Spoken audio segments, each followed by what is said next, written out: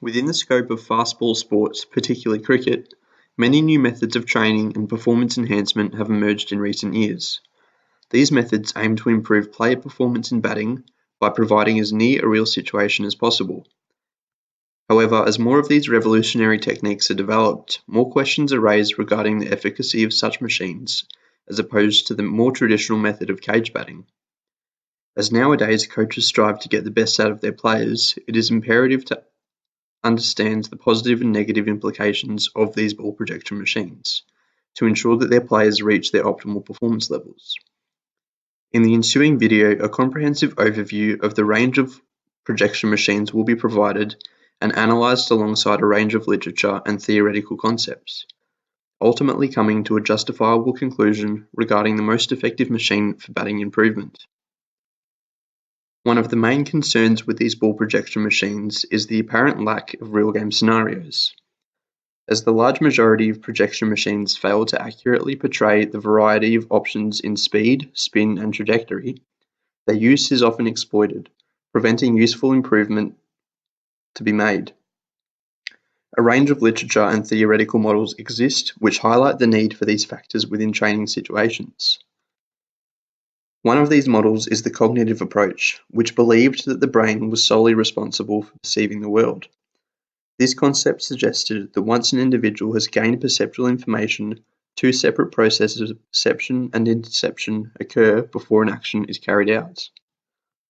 We now know this concept to be incorrect, as James Gibson provided an adaptation in his ecological approach, which implies that the environment and the individual's capabilities are the only determining factors.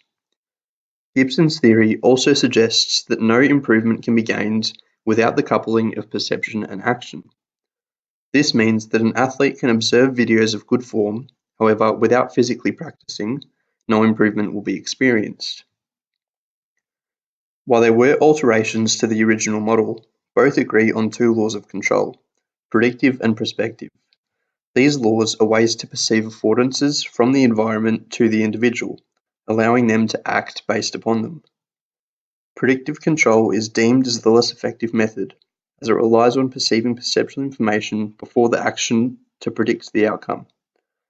In most situations, this prediction will often be wrong due to the manipulation of environmental factors. Prospective control refers to the concept of coupling the individual's movements to those of the visual cue. An example can be seen in a cricket fielder running towards a ball in an attempt to catch it, where the visual cue is the ball moving through the air.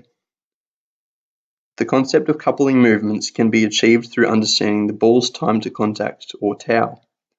By perceiving the rate at which the size of the ball changes from the viewpoint of the individual, the catcher can respond by moving at the same time as the ball, ensuring they arrive at the landing point in time to catch it.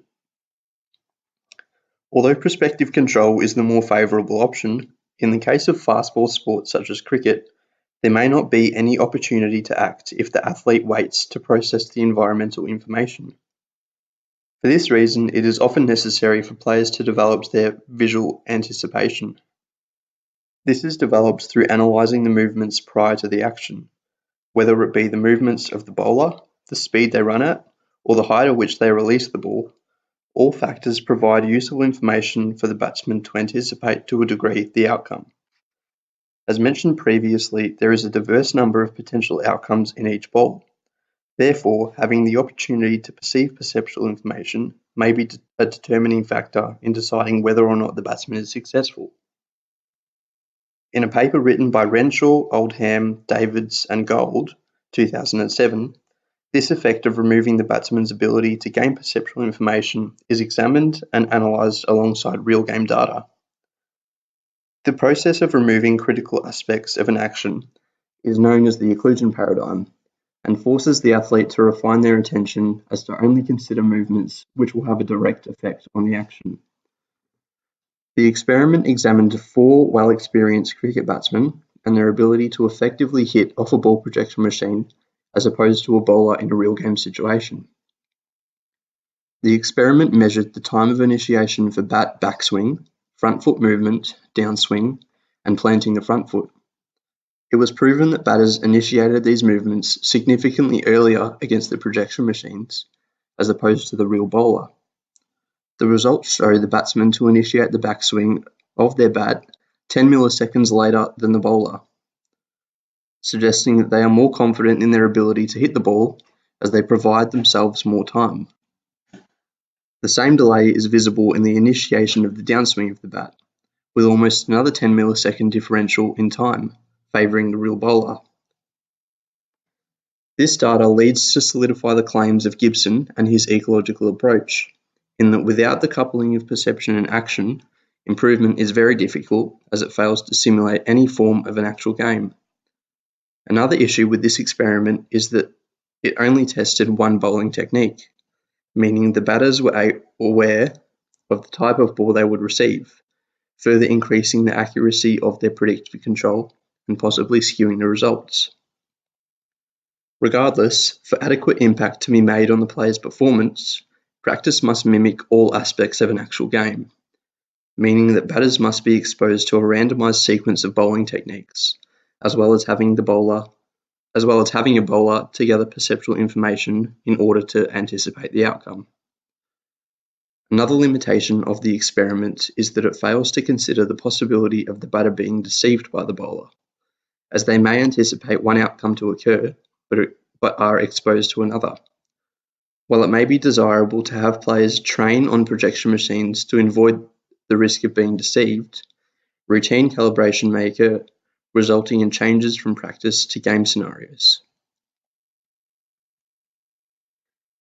In today's modern world of technology, there are three primary brands of projection machines, which have all gained traction within the field of player training. These brands are Bowler, Lobster, and ProBatter, all of which vary in terms of function and practicality. However, all are limited in providing real-world scenarios. The Lobster machine primarily focuses on tennis training, providing up to 18 functions including fully randomized sequences of speed, spin, and feed rates, while also varying in the placement of the ball on the court. While the use of this is advantageous in the fact that there is no need for an opponent, this may also serve to inversely disadvantage the player, as there are no perceptual information available for the player to gather. No visual anticipation can be made, resulting in alterations to their usual routine and possibly reducing the amount of reaction time available to act. For this reason, the Lobster machine will not be considered as a viable option for player training. The Bowler projection machine has been a trusted and used brand for many years, as the concept of the machine was developed in 1984 by former cricketer Michael Stewart. The machine is fitted with a brushless motor, improving the consistency, efficiency, and reliability of each ball. While there are programmable functions, the bowler is not completely random in terms of ball types, meaning that the athlete may be aware of what the outcome will be before it has occurred. Similarly to the Lobster machine, the bowler also fails to simulate a real game as it provides no perceptual information in the form of a bowler, acting as a detriment to the athlete as their skill development. For these reasons, the bowler will not be considered as a viable option for player training either. The ProBatter machine is quite different from the aforementioned brands, in the fact that it simulates a real game by providing visual perceptual information in the form of a bowler. This allows the batsman to anticipate the action, providing them with more time to act and perform a bat swing, while also reducing the risk of error. Further, the ProBatter is completely sporadic in terms of ball speed, spin speed, and ball type, meaning the athlete has no idea of the outcome before it has occurred. This machine also has variable difficulty levels, depending on the amount of experience the athlete has. However, while this option may appear the most suitable, it is quite expensive and requires a large indoor area adequate to use the projection machine. This may hinder the degree of accuracy that the machine simulates a real game, as although visual perceptual information is provided, the environment in which the action is performed changes dramatically. In light of the literature reviewed, Gibson's ecological model proposes the perception and action must be coupled in practice. It further details the concept that perception is gathered solely from the affordances of the environment alongside the capabilities of the individual. This means that the environment of practice should be as similar to the real game as possible.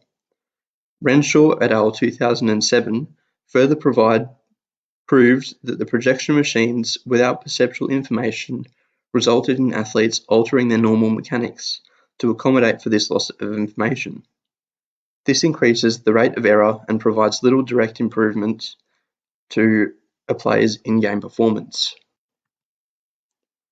Because of this, although the Pro Batter machine can be recommended over the other two brands, its effectiveness as opposed to having a physical bowler can be questioned. If technology were to be developed allowing for the environment to remain the same while not sacrificing perceptual information, the argument of using these machines would be much stronger.